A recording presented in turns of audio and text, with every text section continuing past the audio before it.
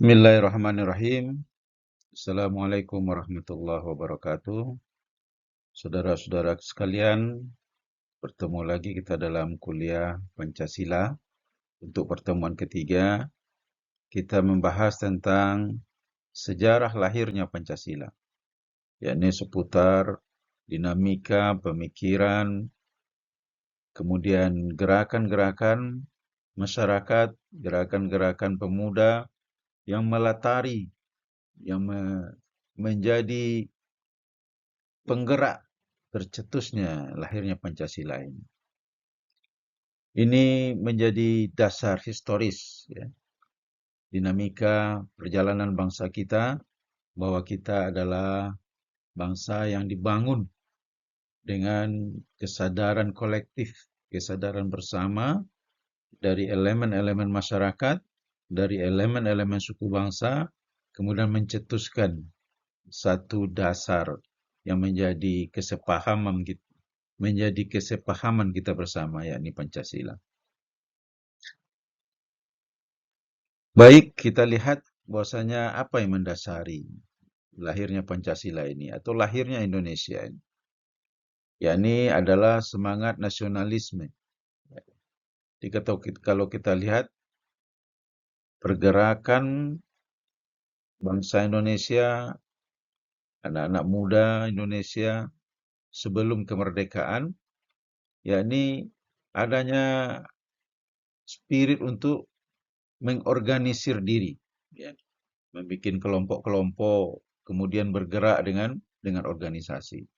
Ini karakter perjuangan yang lahir setelah tahun 1900, ya, 1900-an. Kalau dulu orang berjuang dengan suku-suku, kelompok-kelompok, ya, kerajaan-kerajaan. Namun setelah 1900 ada kesadaran membentuk organisasi.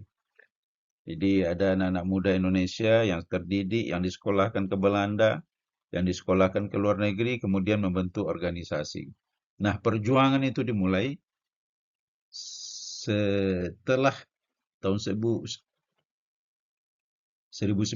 itu dengan cara organisasi. Nah, organisasi yang pertama dibentuk itu adalah Perhimpunan Indonesia. Ini adalah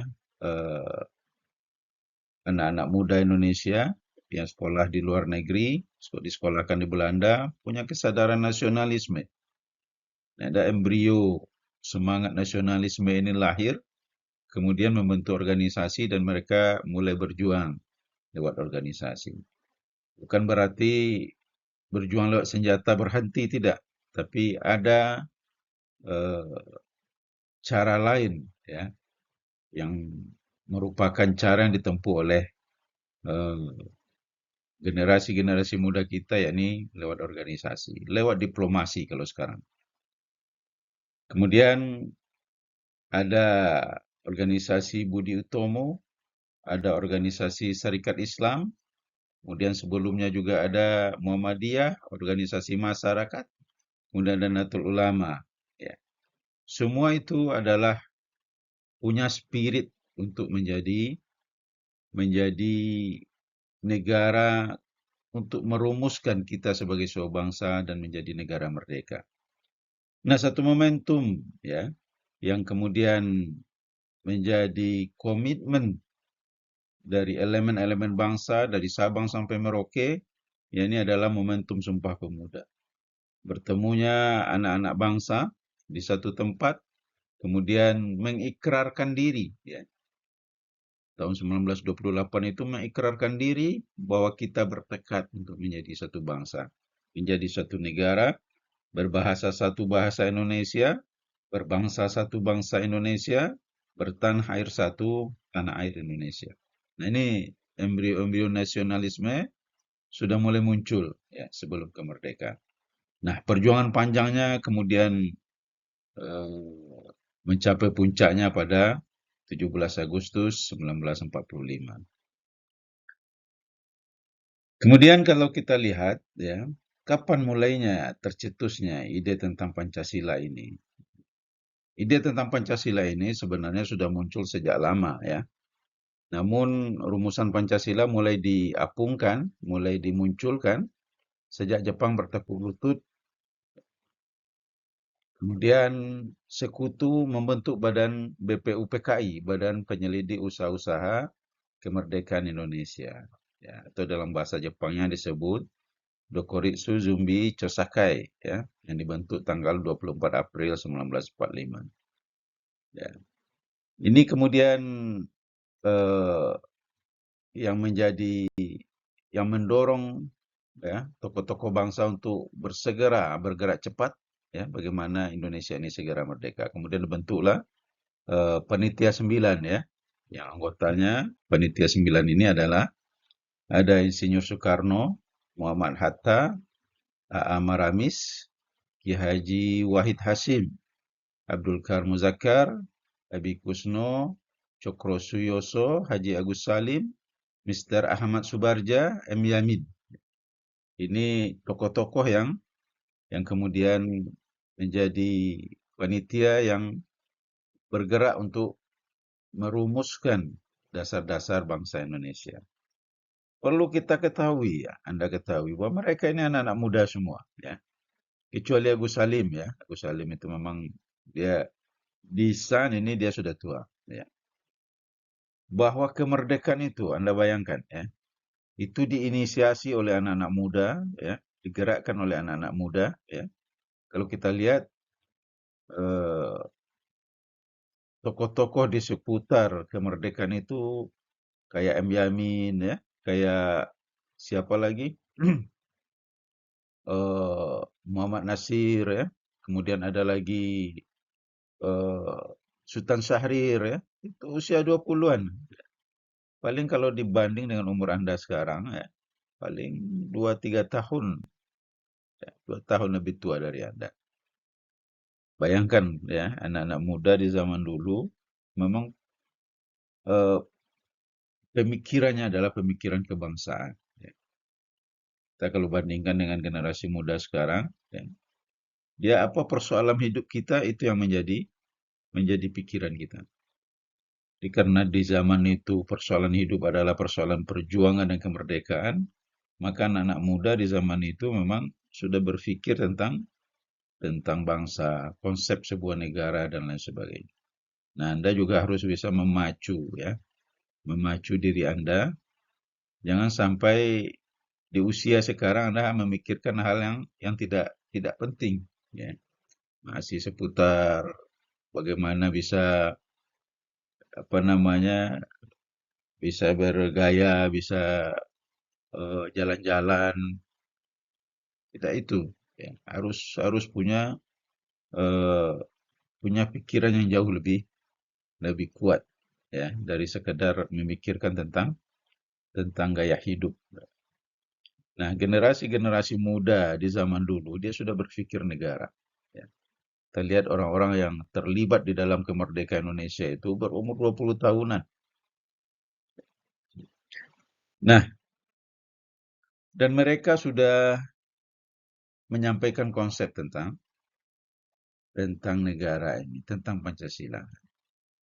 Jadi ada beberapa konsep tentang Pancasila ini. Ya. Yang pertama, konsep yang disampaikan oleh Muhammad Yamin. Ya.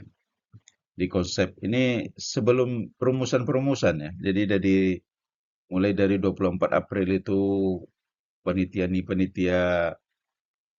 kemerdekaan ini, persiapan kemerdekaan ini rapat, kemudian mereka merancang apa konsep negara ke depan.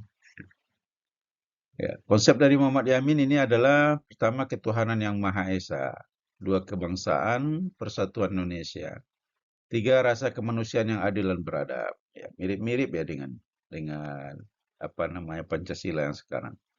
Empat, kerakyatan dipimpin oleh hikmat, kebijaksanaan dalam permusyawaratan perwakilan. Ini persis sama dengan yang Pancasila sekarang. 5, keadilan sosial bagi seluruh rakyat Indonesia. Nah, ini konsepnya Muhammad Yamin. Dan saya kira banyak diambil dari sini. Kemudian konsep dasar negara oleh Supomo. Supomo, Koh proklamasi juga, menyampaikan 5 konsep juga. Pertama, paham persatuan. meletakkan persatuan di atas segalanya. Kemudian kekeluargaan, yang ketiga keseimbangan lahir dan batin, keempat musyawarah, kelima keadilan rakyat. Pada prinsipnya sama, mereka menempatkan ada musyawarah, ada keadilan sosial. Nah, ini konsep dari Soekarno. Ya. Konsep Soekarno ini disampaikan 1 Juli, dan sebenarnya ini juga bukan konsep yang mendasari Pancasila sekarang. Ya. Konsepnya semuanya baru menyampaikan konsep. Ya. Pertama, kebangsaan Indonesia. Ya. Yang kedua, internasionalisme dan perikemanusiaan. 3, mufakat dan demokrasi. 4, kesejahteraan sosial. 5, ketuhanan dan kebudayaan. Ini konsep Pancasila menurut Soekarno. Kemudian saudara sekalian, pada 22 Juni itu kemudian mereka merumuskan, ya, konsep-konsep yang ada itu disatukan, kemudian dirumuskan bersama. Kemudian itulah yang kita kenal dengan Piagam Jakarta atau Jakarta Charter. Ya. Inilah konsep Pancasila awalnya. Ya. Yakni pertama ketuhanan dengan kewajiban menjalankan syariat Islam bagi pemeluk-pemeluknya. Kedua, kemanusiaan yang adil dan beradab. 3, persatuan Indonesia. 4, kerakyatan yang dipimpin oleh hikmat kebijaksanaan dalam permusyawaratan dan perwakilan. Kelima, keadilan sosial bagi seluruh rakyat Indonesia. Kelima hal ini adalah konsep yang tertuang dalam Piagam Jakarta. Ya, konsep yang sudah diramu dari konsep-konsep para tokoh-tokoh tadi. Ya. Nah, Piagam Jakarta ini kemudian sebelum diumumkan, ya, sebelum ditetapkan sebagai dasar negara, kemudian ada keberatan dari saudara-saudara kita dari Indonesia bagian timur, ya, terhadap pasal 1, terhadap sila pertama tentang ketuhanan, ya, dengan kewajiban menjalankan syariat Islam bagi pemeluk-pemeluknya. Kalau begini, kemudian mereka mendatangi Bung Hatta, ya, ketika itu, ya, mereka kemudian menyampaikan keberatannya bahwasanya pasal sila pertama ini tidak mencerminkan, tidak mengakomodir, ya, semua masyarakat Indonesia, terutama yang bukan beragama Islam, terutama yang berasal dari timur. Kalau begini, Pak Hatta, kami tidak ikut merdeka, katanya. Nah, kemudian 7 kata ini, ya, sebelum 17 Agustus, sebelum ditetapkan kemerdekaan, kemudian atas musyawarah tokoh-tokoh masyarakat, tokoh-tokoh bangsa, ya, mereka mengganti sila pertama ini dengan ketuhanan yang Maha Esa dan menghilangkan 7 kata yang berbunyi kebebasan menjalankan syariat Islam bagi pemeluk-pemeluknya. Sehingga kita menemukan Pancasila sekarang adalah sila pertamanya adalah ketuhanan yang Maha Esa. Oke. Kemudian kita lihat Pancasila, apa fungsinya, ya, dalam kehidupan negara bangsa kita sekarang ini. Ya, dia sebagai alat pemersatu. Ya. Dia bisa diterima oleh semua kalangan, ya. Karakternya kita semua tidak ada yang menolak Pancasila. Karena apa? Karena kita tahu nilai-nilainya diambil dari nilai-nilai luhur, ya, semua suku bangsa yang ada di Indonesia. Yang kedua, bisa mengakomodir keberagaman. Ya. Banyak sekali kita suku bangsa yang ada dan itu menunjukkan bahwa keberagaman ini harus disatukan. Apa pemersatunya? Yakni Pancasila. Ketika dia menjadi simbol yang netral, ya, yang dimiliki oleh semua anak bangsa ini. Ya. Ini kenapa kita perlu Pancasila dalam mempertahankan negara kesatuan ini karena dia adalah simbol persatuan kita. Ya. Kemudian realitas kebangsaan kita, ya. Untuk kita lihat seperti yang disampaikan pada kuliah sebelumnya, ada realitas majemuk, ya. Majemuk ini beragam. Kita bangsa yang masyarakatnya beragam. Banyak suku bangsanya, banyak jenis adat istiadatnya, agamanya. Dan itu realitas yang harus kita terima sebagai sebuah bangsa. Apa yang dibutuhkan, ya? Yang dibutuhkan adalah kemampuan kita untuk saling memahami, saling menghargai. Kedua, integrasi wilayah yang sebelumnya mandiri. Ya. Apa karakter bangsa kita seperti saya pada kuliah sebelumnya bahwa kita adalah negara kepulauan, ya. Masing-masing pulau berdiri sendiri, punya rajanya sendiri, punya penguasanya sendiri, kemudian menyatukan diri di dalam satu negara kesatuan, ya, yang disebut dengan Indonesia. Kemudian apa realitas kebangsaan kita kemudian adalah kesamaan cita-cita dan sejarah. Ya, kita sama-sama bangsa yang punya cita-cita terbebas dari penjajahan. Kita ingin menjadi bangsa yang hidup damai, ya, itu terbuka termaktub di dalam pembukaan Undang-Undang Dasar 1945, ya, bahwasanya dengan rahmat Allah bahwa kemerdekaan ini adalah hak segala bangsa. Dan oleh sebab itu penjajahan di atas dunia harus dihapuskan. Itu spirit kita. Ya. Jadi kalau kita melihat penjajahan, walaupun tidak pada Indonesia, semangat bangsa Indonesia harus membela negara yang dijajah. Karena kita juga pernah dijajah dan kita tidak ingin, ya, ada penjajahan di muka bumi ini kepada bangsa manapun. Ya. Kemudian bisa kita bandingkan, ya, seperti apa negara kita, ya, dengan negara kesatuan kita dengan negara kesatuan yang lain. Kalau Amerika, kemajemukan, ya, bangsa Amerika, ya, kita berbeda, ya. Dia majemuk datang dari mana-mana. Datang dari Eropa, datang dari Afrika, datang dari Arab, ya. Di masyarakat Amerika itu, dia masyarakat urban semua. Dia pendatang semua ke sana, ya. Ya, bahan bakunya adalah masyarakat yang datang dari mana-mana. Dan sebelumnya mereka kosong. Ya.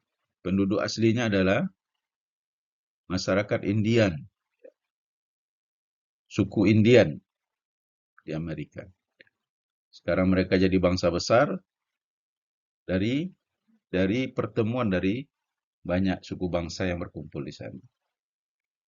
Nah, bandingkan kemajuan Indonesia dengan Uni Soviet. Dulu ada negara yang bernama Uni Soviet, ya. Sekarang negaranya sudah bubar. Yang kita lihat sekarang adalah Rusia. Di Rusia itu dulu namanya Uni Soviet, ya. Uni Soviet itu agak mirip dengan kita, ya. Dia sudah ada suku-suku bangsanya, ada Yugoslavia, Bosnia Herzegovina, ada Serbia, ya. Dan mereka sudah ada, kemudian disatukan dalam satu negara, ya. Bagaimana Uni Soviet bisa bubar demikian? Karena memang mereka tidak punya pemersatu yang kuat selain kekuasaan. Ketika kekuasaan itu lemah, bubar mereka. Kita bangsa Indonesia, ya, keberadaan kita sama dengan Uni Soviet dulu ini. Ya. Kita dari suku bangsa yang sudah ada. Sudah ada suku bangsa Melayu, Batak, Jawa, Bugis, sudah ada. Sebelum Indonesia ada. Artinya kita bukan jadi-jadian. Kita cuma menyatukan diri menjadi Indonesia. Artinya suku bangsa ini bukan berarti hilang. Dia tetap ada. Nah, untuk merawat ini, maka diperlukan suatu identitas yang kuat bagi bangsa Indonesia. Butuh sikap kebersamaan yang kuat, butuh ikatan persatuan yang kuat. Ya, bukan hanya sekedar ikatan militer saja, tapi juga ikatan sosial, budaya, ya, semuanya harus saling menghormati. Kalau tidak, bisa-bisa kita akan bernasib seperti Uni Soviet. Karena itu memelihara integrasi bangsa, kesatuan bangsa ini untuk kita Indonesia memang penting. Ya. Ada kesadaran bagi Anda generasi muda, ini realitas kita, masing-masing daerah ini sudah sebelumnya adalah daerah mandiri, ya, negara kepulauan, ya, punya adat istiadat sendiri, punya kekuasaan sendiri. Kalau di Minang ada nenek mamaknya sendiri. Ketika bangsa Indonesia ini tidak bisa memiliki ikatan yang kuat, maka ini bisa berkemungkinan lepas.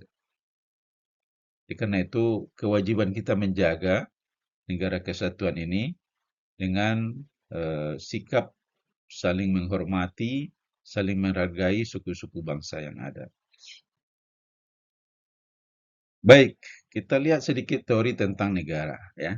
Salah satu teori tentang negara adalah teori kontrak sosial, ya, yang disampaikan oleh John Locke.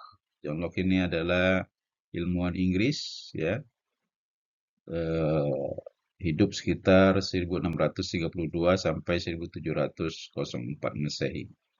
Ya, teorinya menyebutkan bahwa kekuasaan negara lahir dari kontrak-kontrak sosial, ya, antara raja dengan rakyatnya. Kekuasaan tidak jatuh dari langit, dia lahir dari kesepakatan bersama. Ada kesepakatan yang harus dijalani oleh penguasa dan rakyat. Nah, begitu negara dibentuk menurutnya.